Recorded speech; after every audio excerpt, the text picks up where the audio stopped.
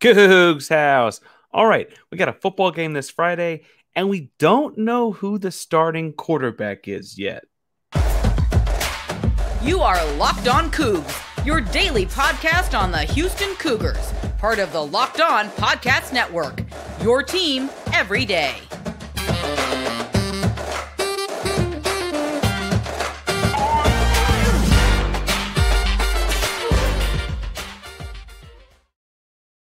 Welcome to Locked On Cougs, daily podcast all about your Houston Cougars. I'm your host, Houston-born teacher and coach Parker Ainsworth, here to break down all things Cougs. If you're a U of H fan or just a hater keen to stop by, please be sure to subscribe down below. That way you can get the latest on the Cougs in your newsfeed each and every day. We appreciate you making Locked On Cougs your first listen of the day. Welcome back to YouTube channel. It's good to see you again. Remember, at 1,000 subscribers, we're going to be giving away a signed jersey from a U of H basketball player. It's like the mocked up kind that's supposed to be hung up in a thing, right? It's not the Jordan brand, whatever, but it is signed. We're looking at someone who may be in the NBA very soon. So make sure you subscribe.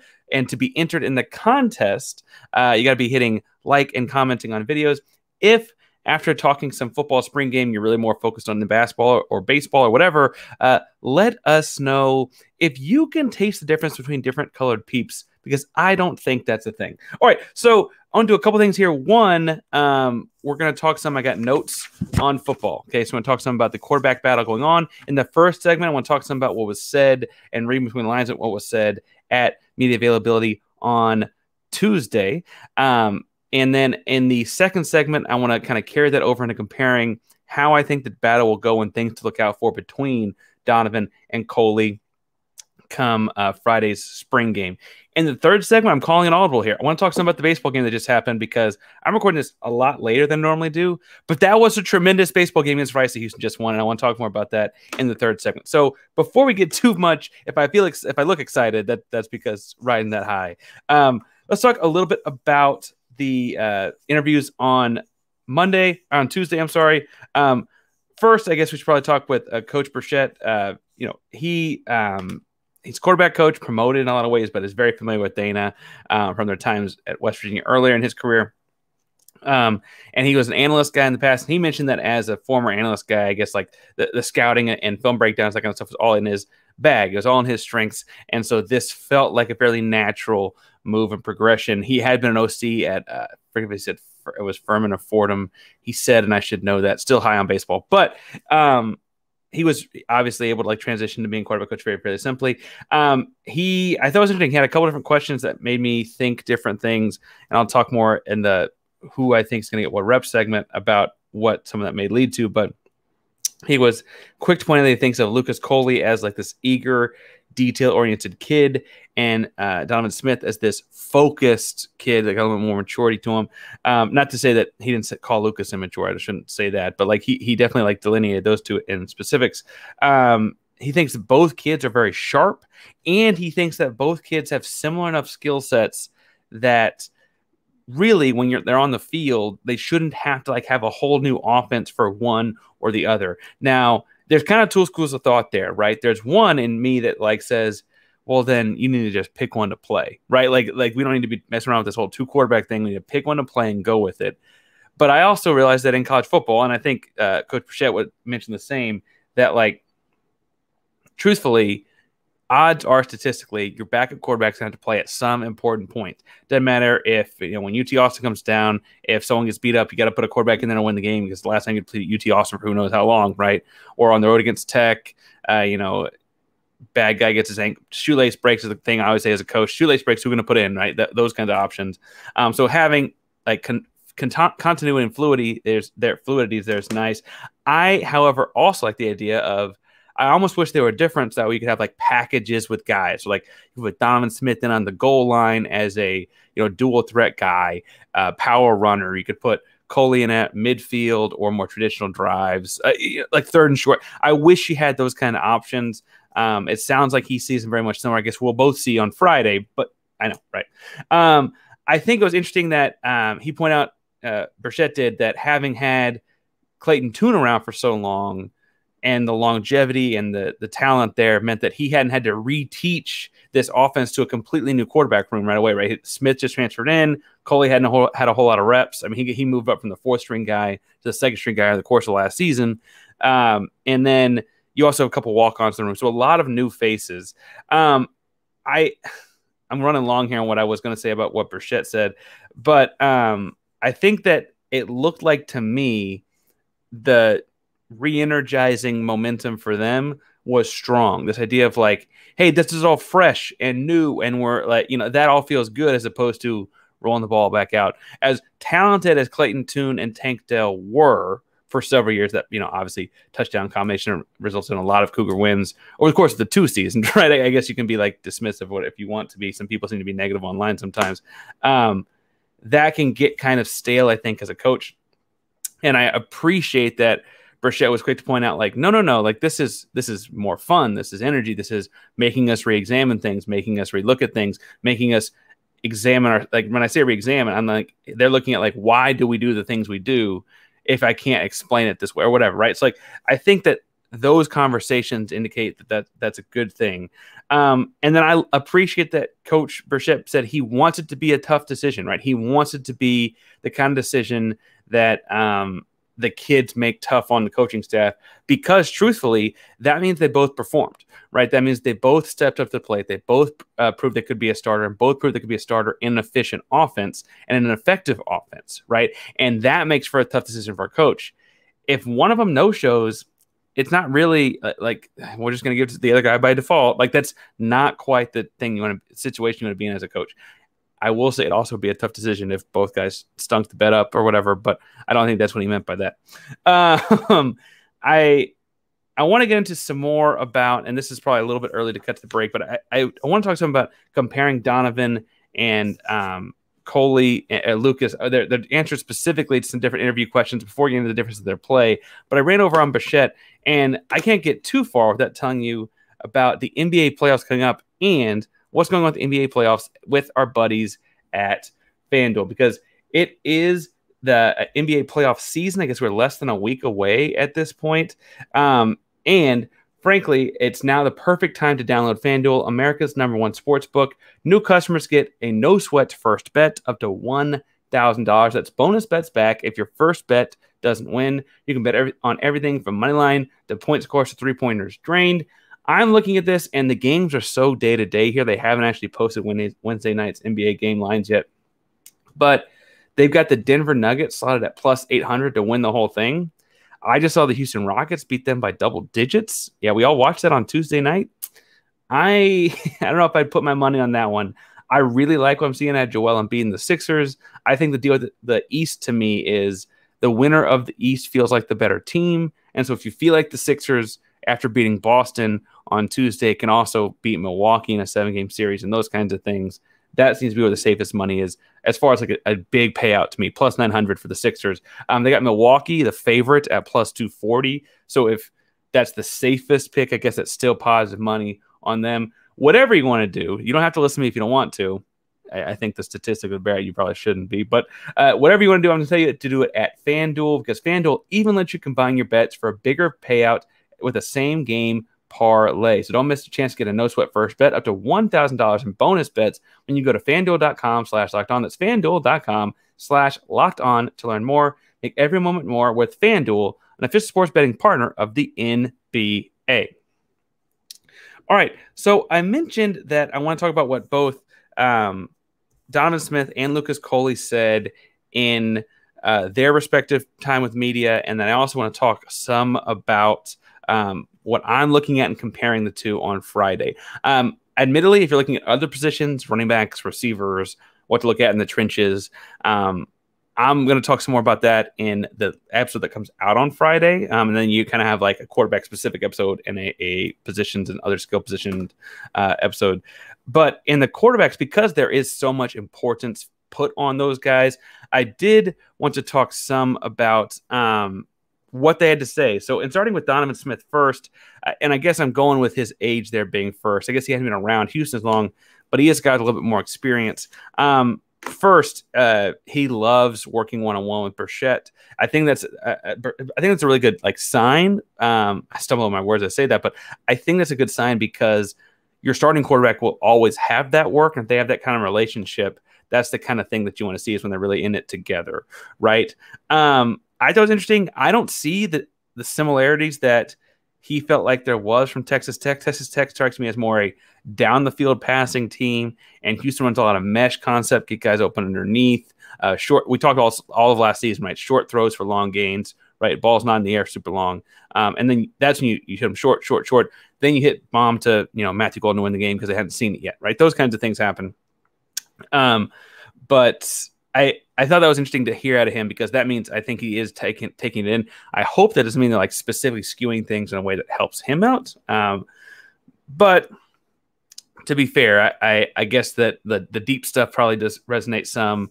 It does feel like while Dana does run his own version of things, that the spread offenses do have a lot of homogeneity across them all the way across the board, right? That's a bonus word if you know the definition put in the bottom. I think he also was interesting. He pointed out he likes the run game and what's going on at Houston. I think a lot of national folks are forgetting about Alt McCaskill because he missed all of last season hurt. He was a all-everything freshman the year before, right? He's a tremendous football player. It looks like at practice they've got him out of the green non-contact jersey was what he was wearing before. They got him in a white jersey now, which I think indicates that he's moving better. I might have played it safe and not done that myself, but that's a good sign, I think, on the whole for them, right? He'll be included in the stuff we talk about on Friday's episode. I think it was interesting to hear about like what drew Donovan to Houston. We hadn't heard him talk a lot, so getting to hear him say that. First of all, being from a city, we both know that one of the big recruiting tools for Houston moving forward will be being one of the Big 12 schools that's in a big city, metropolitan area like Houston, especially for kids from Houston, right? He's from Vegas, but you catch my drift. But he had a really strong connection with Dana Holgorsen and felt like Dana was like a very personable coach at a relatable level to him, and he's a coach's kid, right? I say that because like I think the media, myself, yourself, whoever, like we get this standoffish vibe from Dana, who's not super personal with us. He don't want to leak a lot of stuff to us. He doesn't like talking to us. He doesn't like talking to the media. Doesn't like talking to the public. And frankly, has had moments where it doesn't even seem like he likes talking to the fans. But the players do like working with him. At least they seem to and authentically say they do. And he talked with Tank Dell and Clayton Tune, and they both had a similar relationship with them as well. I mean, that's Clayton and Tank were in his commitment video after he transferred, right? He's loved his competition so far, Lucas Coley, and he feels like the team around the two of them is Big 12 talented as long as they step up to plate and play. And I think that was an interesting way to go about it. He was really quick, and we talked about a potential wide receiver U episode a couple months at this point back. We'll talk about that position room some on Friday's episode, but he talked about the wide receivers being like top tier explosive and said they just get open in any coverage they got. That's a direct quote. They get open in any coverage they got. And I think that honestly is great to hear from a quarterback because that means he knows like the success. He puts the success and failure on his execution, and it understands that like those guys are going to do their job right. I got to do my job right? Conversely, Lucas Coley was really for a young, I think of him as a younger guy. I guess he's not that much younger, but he certainly has played a lot less college football. And he said that it's been good. Spring football practices have been good for all the new guys, right? You mentioned all the transfers that have come in, all the freshmen that have been playing practice squad minutes, practice squad snaps. All those guys are getting a lot more face-to-face with coaches and a lot more reps, a lot more live reps than they've gotten in the past. He was also really quick to point out, like he and Donovan Smith, and they asked Lucas, that's not Donovan. I don't mean to say Donovan didn't say this, but he and Donovan Smith are getting to be kind of friends. He mentioned he said, Donovan's dope. He's dope. A couple later, he said, no, he's a dope guy. That was like the word he kept going to back and forth over and over again. But he also mentioned that all he does is work. They work together. They grind tape together. They hit the weight room together. They go out and throw together. And he mentioned he's got nothing negative to say about him. I think that works for a very positive quarterback competition. You want guys to duke it out on the field and fight for whoever's best, but you also don't want to split your locker room with like my team versus that guy's team, whatever, right? I think those are good signs. I think that it was interesting to hear him talk about playing behind Clayton a year ago because weirdly, the advantage balance here will become Donovan Smith has played in the Big 12 before, but Lucas Coley has played behind Clayton in the system before. And which of those kind of wins out is going to be important in a moment, hint. But he mentioned that playing behind Tune, the thing he learned was that Tune never got as high as the highest high or as low as the lowest low. So the same like monotone Clayton Tune we all got used to, it sounds like was exactly what Lucas saw as well, as far as like not going to get super exuberant when like things are going great, but also not going to be like the world is falling down when a play goes wrong here or there. I mean, especially when you saw like Houston lost the SMU game because they gave up 77 points, right? But it would have been really easy for quarterbacks to get down on, especially their defense, because Clayton Tune's offense scored 63 points and lost, right? It'd be really easy for guys to get down in those kind of situations. It'd be easy to get down on your offensive line if you're running around for your life. I get Clayton had a pretty good offensive line a year ago, but it'd be easy to get down when you're running back fumbles against even like Navy, right? When I think Brandon Campbell did it. And Clayton Tune wouldn't do those kinds of things. And I think it's interesting that like Lucas Coley's picked up on that even in their short time together. Also, quick to point out the strength in the running back room, all McCaskill being back, and I appreciate it, and he never said anything directly to like it being his strength, but that Lucas Coley is at his core very, very confident. And he says all the confidence that he has comes from back end work, meaning work in the film room, work behind the scenes. And it's a great thing to hear from a starting quarterback, right? Great thing to hear from a guy who's been leading the team on the field potentially. So let's get into looking at these two guys specifically. If you're listening on an audio platform, I have visuals here, but I'm going to read them off too and kind of explain what I mean. Donovan Smith is a junior, 6'5", 230 pounds, a little bit taller guy. Started Texas Tech several games in both years he was there. He is a very strong run in the read zone, and even runs over front seven guys. I say that to mean like in the both power read and all kinds of like quarterback read type plays. I'm not sure he's always making the right read. And I say that to say that like it looks like he's running into D lineman and linebacker, someone he might not need to, but he's a strong enough athlete at the Big 12 level, remember, to run over Big 12 linebackers. He's that kind of a powerful runner. He's not quite like, I mean, when I think about like Cam Newton or Josh Allen, those guys are closer to like 250 by the time they're running over NFL guys.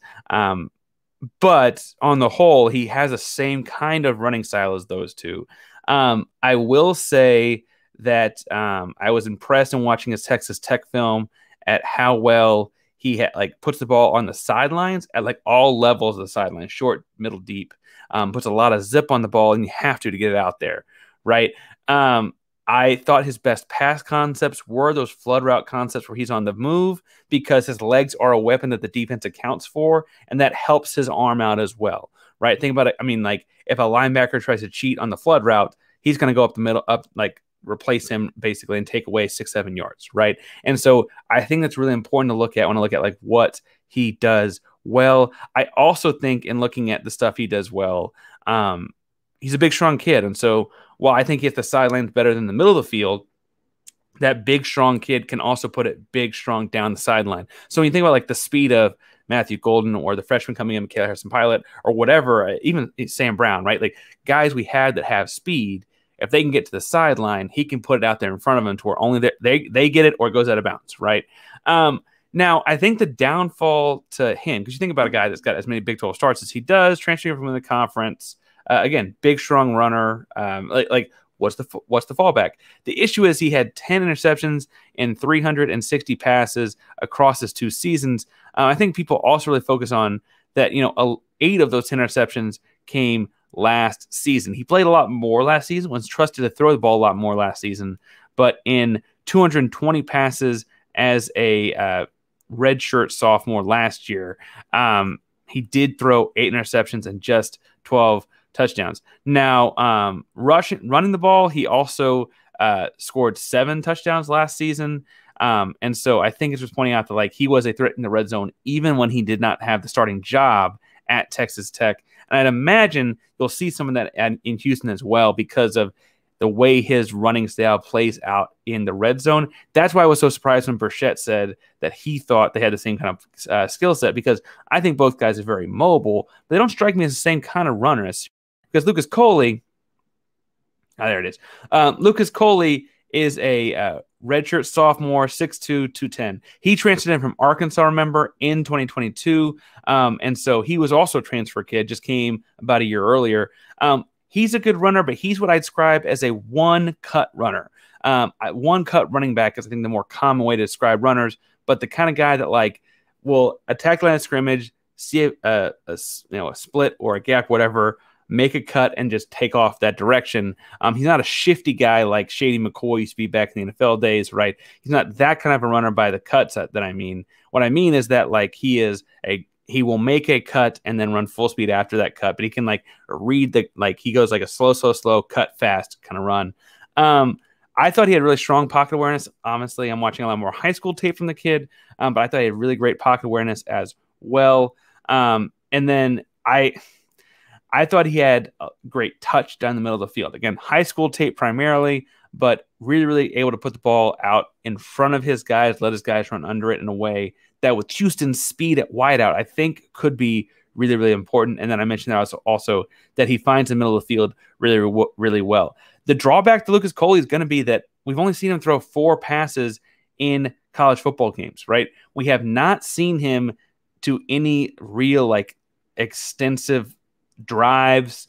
He hadn't been in the game in clutch situations a whole lot. I think he got 1 snap in a non-garbage time that I can think of last season off the top of my head. And so, like, what does he look like when the lights are bright? What does he look like in his first real snaps as a quarterback? And frankly, if I'm looking for Friday, what I'm looking for him to see is, like, obviously they're not quite live, although he did mention that in their like Thursday night walk-ons versus red shirts kind of game where like the backups are playing and scrimmaging and that kind of stuff and working on team drills on Thursdays at Houston. He did mention that he asked to have more live reps and not get like whistled blown before he could run over somebody. I'm wondering about, even though the whistle early on him and he feels like that, what's his pocket presence going to be like at a college level? Admittedly, we hadn't seen him play against live bullet chip. So we'll see those things on Sunday, but those are the things I'm looking for. I'm looking for how Donovan Smith takes care of the football and what he looks like putting the ball in the middle of the field, because I know he put on the sidelines. And then I want to see what Lucas Coley looks like at game speed. He looks great in T-shirts and shorts. He looks great in high school. What does he look like at game speed for Houston? That's not to say either one can't do it. I hope they both can and make it a really difficult decision on coach. But I said in the third segment, I want to talk some about the baseball game. So let's talk some about this baseball game, because Houston did beat Rice 14-13 on Tuesday night. Game went long. That's why we're recording a little bit later. And I have to say, admittedly, there was a stretch from like the 3rd to 6th inning, I guess is what it looks like. I was trying to remember off the top of my head, but it looks like 3rd to 6th inning, where I feel like, dang, they're going to beat Houston like a drum. Like Rice is going to beat Houston up. They went 4 runs and then scored just 1 in the 4th and then 3-3, right, to add up very quickly to 11 runs through 6 innings. And I feel like, dang, Houston, like, let's just call this one. We see him again in a couple weeks. We'll see him then, right? And then in the 7th inning, off of what I think was scored as an error, Houston scored 5 runs. They had put 2 runs in early in the inning, and then to end the inning, or at the end of the inning, Malachi Lott doubled, I guess, but it cleared the bases and pulled in 3 RBI on a blooper to the left foul line that 3 Rice Owls in there just watching, and then let hit the ground in a way that felt like SportsCenter not top 10 kind of stuff. That jumpstart got Houston back in the game. Suddenly, Houston's like in a competitive atmosphere. Houston actually takes the lead in the bottom of the 8th inning with a pair of runs there. Rice comes back and ties it up at the top of the 9th. And then Houston, with who else but Cameron Nickens, pulls in a blooper over the center field, in front of the center fielder or the second baseman's head, pulls in Ian McMillan, and game is over. Houston Cougars win a thriller in the bottom of the 9th. Really, really fun baseball game. And again, kind of riding the same momentum we talked about in yesterday's episode, coming off of a big weekend series win over East Carolina. We'll be watching this peripherally. This is a primarily football and basketball show for a lot of reasons, but because that's what people tend to latch on to. But this team's got some spunk, and it's a fun team to watch. I'm trying to work on someone that's paid attention to the softball team to come on and work on some stuff there. But the baseball team's got some spunk, and it's a fun thing to be watching this spring.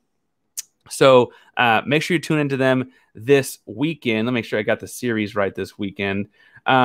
They've got, I just saw it. They got Wichita State. I said that yesterday. They're at Wichita State this weekend. So make sure you go tune into ESPN Plus on the 6th, 7th, and 8th to go watch that one. Thank you all so much for watching this today. If you talk all things Houston Cougar spring game, make sure you find me at Painsworth 512, PAINSWRTH 512 on Twitter, Instagram, and all of your social media handles. I'll be happy to talk all things Cougs. Make sure you subscribe down below. Comment, let us know you're here. I will say one programming note before I get into wrapping up. I finish the wrapping up. Wednesday night is Passover. My wife and I celebrate different holidays, but we're going to be celebrating Passover on Wednesday night. For those who don't know what that means, it's a really, really long Seder dinner type service. But what that means is I'm not going to have time to record on Wednesday night. We got to work at roughly 4, and we're like at the place we're having dinner to start the ceremony at 4:45. So like not a whole lot of time to get a episode recorded on Wednesday night. However, on Thursday, we'll be recording an episode for Friday about the rest of the spring game matchups I'm watching and looking at what kinds of things come there. Just a heads up, my family will also be doing Easter on Sunday, so like next Monday will probably be a day off as well. That's a long way to say that we're going to be interspersed a little bit over the course of this like week of holidays, but we appreciate you subscribing, logging in to watch each day we are here. Thank you so much for making us your first listen today. If you're looking for a second listen of the day, I've really enjoyed listening to Locked On Big 12 as they've navigated and talked about what the conference landscape is going to look like with Houston coming in. Lots of news each day about who could potentially be joining, like national champion UConn maybe joining. It sounds like all kinds of stuff happening. So make sure you go subscribe and listen to Locked On Big 12 for your second listen today. Thanks so much for making Locked On Cougs your first. Locked On Cougs is a primary Locked On podcast network. That means your team every day. Go Cougs.